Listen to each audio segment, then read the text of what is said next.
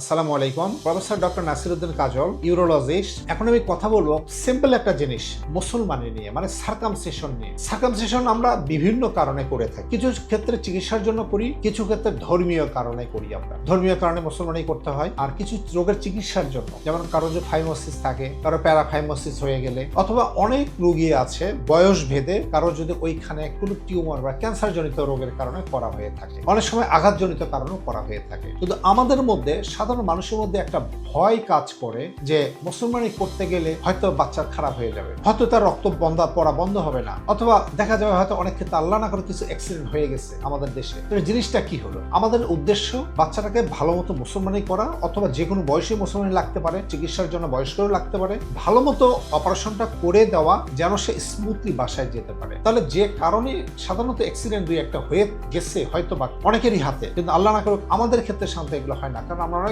সতর্কভাবে এটাকে হ্যান্ডেল করার চেষ্টা করি। তাহলে উচিত হচ্ছে যখন মুসলমানি করবেন, সেই বাচ্চাই ধরি আমি, বাচ্চাটাকে যে ডাক্তার দিয়ে করাবেন তাকে আগে রুগীটা দেখায় নেওয়া। উনি বা ধরেন আমার কাছে আসলেন, আমি বাচ্চাটাকে দেখবো, তার কথা শুনবো, তার শারীরিক পরীক্ষা করব, করে আমরা তার কিছু পরীক্ষা নিরীক্ষা করব। কি পরীক্ষাগুলো করে আমরা দেখার চেষ্টা করব তার শরীরে যে রক্ত যে জমাট বাঁধার সিস্টেমটা আছে এটা ঠিক আছে কিনা। আমাদের দেশে অনেক রোগী আছে যাদের এই রক্ত জমাট বাঁধার একটা সমস্যা আছে, হেমোফিলিয়া একটা রোগ আছে। তাদের সাধারণত রক্ত জমাট বাঁধতে চায় না, যেটা আল্লাহ করে দিয়েছে সবারই সাথে রক্ত জমাট বাঁধে, যদি কোথাও কেটে যায় বা ফেটে যায় রক্ত পড়ে, দেখা যাবে তার জন্মগত রোগের কারণে এখানে সাধারণত রক্ত জমাট বাঁধতে চায় না, তার অনেক সময় দীর্ঘ সময় ধরে রক্ত পড়তে থাকে, রোগী খারাপ হয়ে যায়। আর এইটা আমরা চেক করব, পাশাপাশি আমরা বাচ্চার আরো কিছু পরীক্ষা নিরীক্ষা করে দেখবো যে আমরা তাকে যখন অপারেশন করবো তাকে তো একটা অ্যানেস্থেসিয়া দেবো, সেই অ্যানেস্থেসিয়ার জন্য ফিট আছে কিনা। পরীক্ষা নিরীক্ষা করে দেখলাম আমরা ফিট আছে, এবং আমরা এমন একটা জায়গায় করব, খুব ভালো একটা হসপিটাল, যেখানে অ্যানেস্থেটিস্ট হতে হবে খুব ভালো